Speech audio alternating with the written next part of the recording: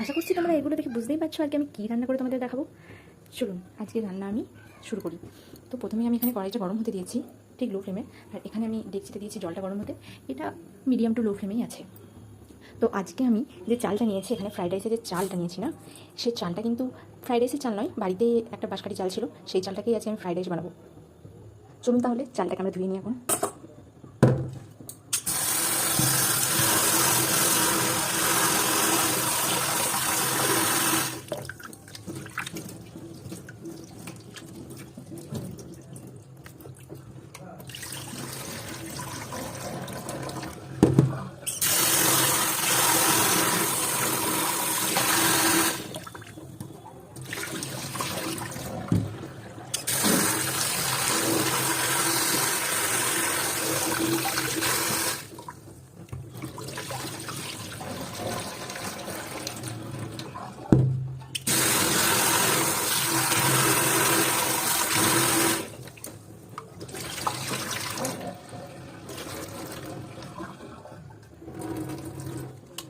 চালটা কিন্তু আমার ধোয়া হয়ে গেছে।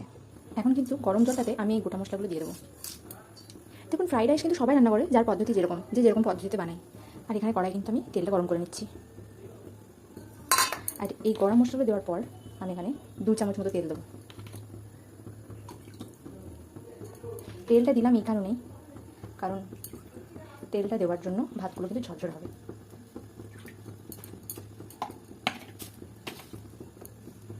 এবার আমি এই সবজিগুলো ভেজে নেবো। সবজিগুলো কিন্তু আমি একে একে ভেজে নেবো।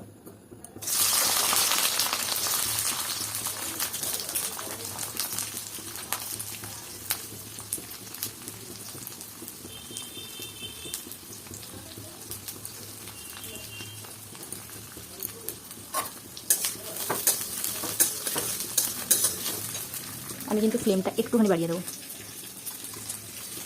আর এখন সবজিগুলো ভালো করে ভেজে নেবো। দেখুন জলটা কিন্তু আমার এখানে গরম হয়ে গেছে।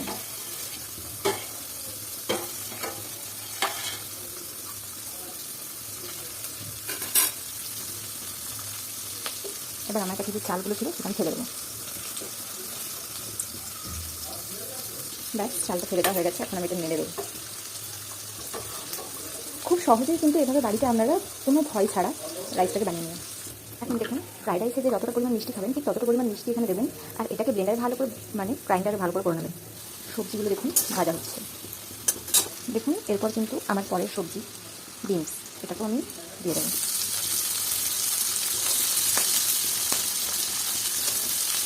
আমি একসাথেই সব ভেজে নিচ্ছি, আলাদা করে আর তুলে কিন্তু আমি রাখিনি।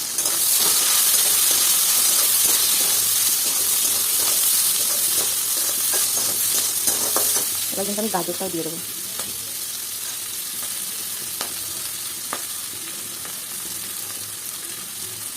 এবার ফ্লেমটা আমি লো করে দেবো।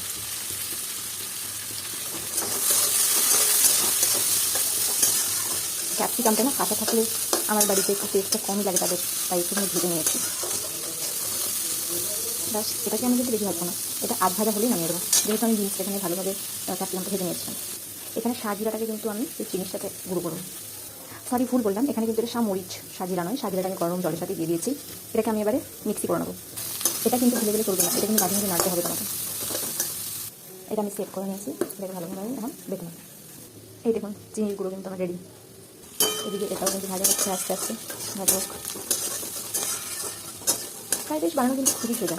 আচ্ছা আপনারা কিন্তু চ্যানেলটি সাবস্ক্রাইব করবেন, লাইক করবেন এবং কমেন্ট করবেন। খারাপ হলে সেটাও বলবেন, ভালো হলে সেটাও বলবেন। এবার আমি ওই হাতে কাজু আর কিশমিশগুলো ভেজে দেবো।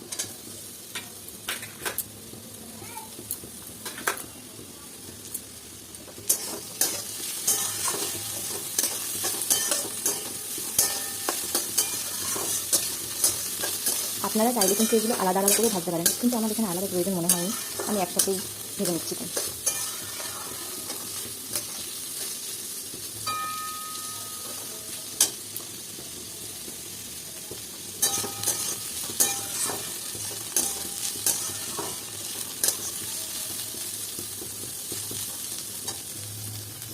আচ্ছা ভাতটা আমি দেখিয়ে দিই তোমাদের কতটা সেদ্ধ হচ্ছে। এই দেখুন এটা কিন্তু এখন সেদ্ধ হবে, ঠিক 80% 90% মতো হয়ে যাবে, তখন কিন্তু আমি এটা নামবো।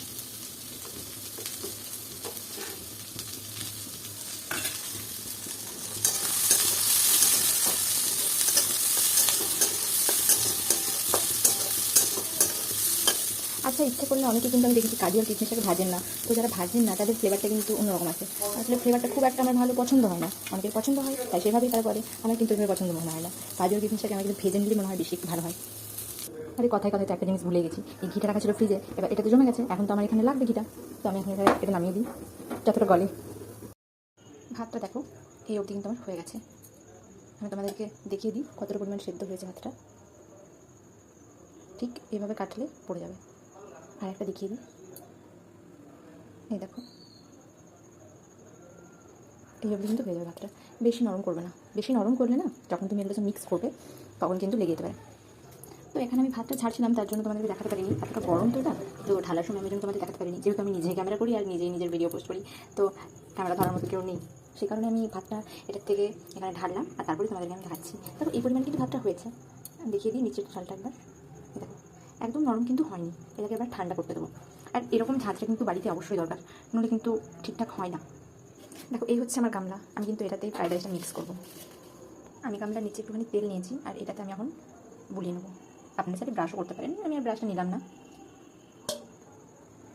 যেহেতু আমার এখানে সব কিছু ভাজা বা সেদ্ধ কমপ্লিট, তো আমি এখানে এটাতে বিরিয়ানির মতো করে সেট করবো রাইসটা।